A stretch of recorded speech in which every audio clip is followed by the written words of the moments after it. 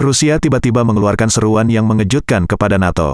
Negara tersebut mendesak Aliansi Pakta Pertahanan Atlantik Utara, NATO, untuk mengadakan rapat darurat. Juru bicara Kementerian Luar Negeri Rusia Maria Zakharova mengatakan NATO harus mengadakan pertemuan darurat untuk membahas temuan baru-baru ini tentang ledakan pipa gas Nord Stream pada September lalu. Jika investigasi itu benar, Amerika telah melakukan manipulasi dan kecurangan paling jahat di permukaan bumi, dan korbannya adalah Rusia dan warga benua Eropa sekaligus. Wartawan investigasi Seymour Hersh, yang memenangkan hadiah Pulitzer pada 1970, mengatakan dalam sebuah unggahan blog pada Rabu lalu, mengutip sumber tersebut, bahwa penyelam Angkatan Laut AS telah menghancurkan jaringan pipa dengan bahan peledak atas perintah Presiden Joe Biden. Sebelumnya, Menlu China, Mao Ning memberikan peringatan keras kepada Amerika Serikat agar mempertanggungjawabkan dan menjelaskan tindakannya ini kepada dunia internasional. Gedung Putih menolak klaim bahwa Amerika Serikat berada di balik ledakan pipa gas Nord Stream, yang mengirimkan gas Rusia ke Jerman, sebagai benar-benar fiksi palsu dan sepenuhnya fiksi.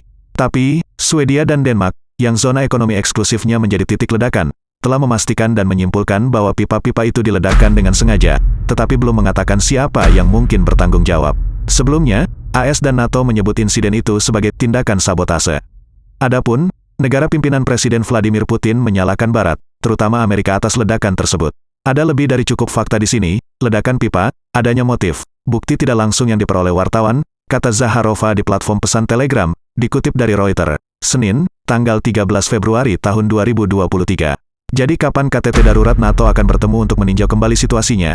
Di sisi lain, NATO masih diam seribu bahasa dan tidak segera menanggapi permintaan komentar dari Reuters. Namun kini banyak kalangan melihat, ledakan itu benar-benar telah memutus habis-habisan pasok gas Rusia yang murah ke Uni Eropa, dan membuat Uni Eropa terpaksa melepaskan ketergantungannya terhadap energi alam Rusia. Lalu membeli gas dari AS yang jauh lebih mahal, plus biaya pengapalan yang tidak murah. Di samping itu, bagi pelaku peledakan sendiri, mendapatkan keuntungan strategis besar, yakni dengan menuduh Rusia yang dengan sengaja melakukannya untuk menjadikan gas dan energi alam sebagai senjata melawan Barat, hal yang jauh-jauh hari sebenarnya dibantah oleh Rusia.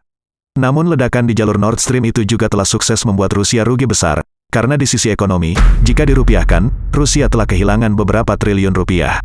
Di sisi politik dan hubungan antar negara, Rusia semakin dicap jahat oleh beberapa negara Uni Eropa seperti Perancis dan Jerman yang sebenarnya jauh lebih bersahabat.